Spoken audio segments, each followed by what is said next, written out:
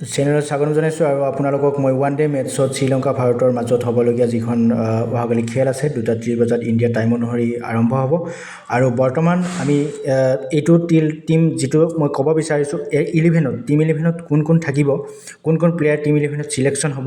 এইটো বিষয় লৈ মই চৰ্চা আপোনালোকক জনাব বিচাৰিছোঁ তাৰ ওপৰত আপোনালোকে কি ভাবে মোক কমেণ্ট কৰিব পাৰে আৰু কমেণ্ট কৰি মোক জনাব গতিকে ভিডিঅ'টো শেষলৈ চাওক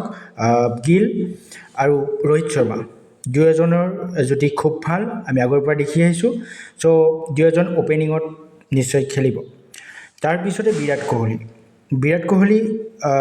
তেখেতসকলৰ গিল ৰোহিত শৰ্মাৰ পিছতে বিৰাট কোহলি আহিব নেক্সট আহিব কে এল ৰাহুল যি গতিকে বহুদিনীয়া বিৰতিৰ পিছত এইবাৰ সুযোগ লাভ কৰিছে তাৰপিছত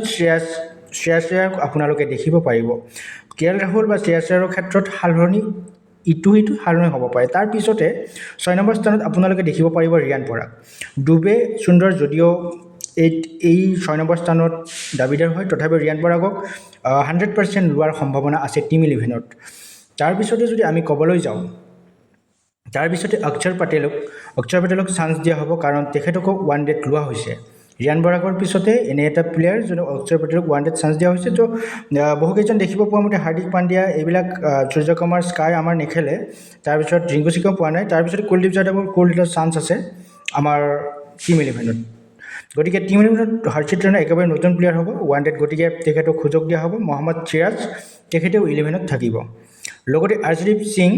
তেখেতে যি গতিকে বলিং পাৰফৰ্মেঞ্চ আমি খুব বুমৰাৰ পিছতে ভাল দেখিবলৈ পাইছোঁ গতিকে তেখেতকো নিশ্চয় সুযোগ দিব দলে গতিকে টিম ইলেভেনটো কেনেকুৱা মই ছিলেকশ্যন হোৱা হিচাপত চেম্পিয়ন হ'বনে নাই আপোনালোকে মোক জনাওক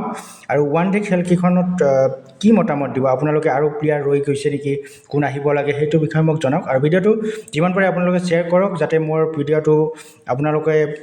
ছাপৰ্ট দিয়ে আৰু আপোনালোকে অগান্তক এনেকুৱা দিনত আপোনালোকে যদি ভিডিঅ'বিলাক বিচাৰে তো মোক ছাবস্ক্ৰাইব কৰি যাওক আৰু লাইক কমেণ্ট কথা মই নকওঁ আপোনালোকে সেইটো নিজৰ হিচাপত আপোনালোকে জনাব গতিকে ধন্যবাদ আপোনালোকক ভিডিঅ'টো চোৱাৰ বাবে